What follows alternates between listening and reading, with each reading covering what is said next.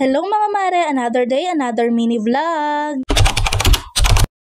For today's video nga mga mi, naisipan ko linisan itong aking working table. Kung mapapansin nyo nga kasi ang dami nga nakapatong at ang kalat nga tingnan. Halo-halo lang yung mga gamit at di ko nga alam kung sa akin ba lahat to. Sino nga rin gaganahan magtrabaho kung ganito kakalat yung harap mo? Kaya bago ko pa nga umpisahan yung iba ko pang gagawin, uunahin ko muna to. Ito nga pala yung mini working place ko mga mare. Saan ko ginagawa yung mga affiliate videos ko. Mga video na nagpo-promote ng product para mabudol kayo. At nakakatuwa nga na sa pa-cellphone ko ay nakukuha ko tong mga gamit na gusto ko. Mga collab product or pre-sample na padala ni seller at napundar ko gamit yung mga commission na na-receive ko. By the way, kaya nga rin pala ako naglinis dito kasi may idadagdag pa ako mga mi. At tingin ko mas lalo magpapaganda nito aking mini working area. Ito nga yung nabili kong wall rack or hanging rack. Ang ganda nga nito mga mare, buy one take one ko na siya nakuha. Pero available din naman siya sa isahan lang. Meron pa nga palang mas maikli dito or mas mahaba pa, depende kung ano yung pipiliin nyo. At di ko nga rin na-expect na ang ganda pala nito mga mare, lalo na sa personal. May kasama na nga pala tong adhesive para ididikit mo na lang sa pader. Dalawang klase nga ng pasabit yung kasama niya kaso hindi ko alam paano ikabit yung isa. Kaya itong adhesive na lang yung gagamitin ko. Dito nga mare, sinusukat-sukat ko na kung saan ko siya parte ididikit. Kung saan tingin ko maganda siya ipwesto. Nung chinek out ko nga itong mga mi, sabi ko sa side ko siya ilalagay pero mas maganda pala siya tignan dito sa harap ko. Kaya dito ko na lang siya ilalagay. Magpantay yung dikit ko ng adhesive mga mi, ginamit ko yung mismong rack para pampantay sa kanya. Nag-aalangan pa nga ako dyan at dinidikit kong maigi yung adhesive kasi pintura lang yung pinagdikitan ko. Kasi mamaya mga mi, bumigay yung mismong pintura at bumagsak to. Pero all goods naman mga mi dahil makapit yung mismong adhesive niya. Pero kung mas bet mo nga matibay yung kapitan, barena mo ngayon sa mismong pader yung mga mi. Wala nga lang kaming barena kaya hindi ko magawa. Ngayon nga ito naman pangalawa ang pinag-iisipan ko kung saan ko ba talaga ipepesto. Kung sa taas ba o sa baba. Pero tingin ko mas bagay naman siya dito sa baba kaya dito ko na lang siya punesto. Kung mapapansin yung mga mi, putol nga yung pagdidikit ko. Di ko kasi napansin na full storage na pala ang mama nyo. Kaya nga para matuloy ko lang yung pagbibideo ko ay nag-delete muna ako ng mga ibang videos na na-imbak dito sa gallery ko. Hirap naman talaga maging content creator, yung storage yung pinakakalaban mo. Kaya dapat kakatapos lagi mag-edit, delete agad mga mare. By the way, dito nga mga mi, tapos ko nang ikabit itong mga hanging rack ko or wall rack. At nilagay ko na nga yung mga gusto kong ilagay dito sa rack na to. At tignan nyo naman kung gaano kaganda yan. O diba, mas nadagdagan ng buhay itong aking working place. At ang ganda niya nga rin tingnan, nag-match talaga siya dito sa table ko. Baka gusto nyo nga rin ng ganitong wall rack mga mi, ilalagay ko na lang yung link dyan sa comment section. Maganda na yung quality nito mga mi and affordable lang. Tapos buy one take one na siya. Ito nga yung mas lalong nagpaganda dito sa working area ko mga mi. Kung ganito ba naman kalinis at kaayos yung working area mo, ay sino ba namang di gaganahan magtrabaho niyan? Mas marami ka nga maiisip na gawing content dahil maaliwalas yung nasa paligid mo. O siya mara, dahil tapos ko na nga linisan itong working place ko, magtatapos na rin itong video na to. Kung nagustuhan mo nga itong aking mini vlog, baka naman pa-like, share, and follow na din. O siya mara, see you in my next mini vlog. Hanggang dito na lang. Salamat sa panonood!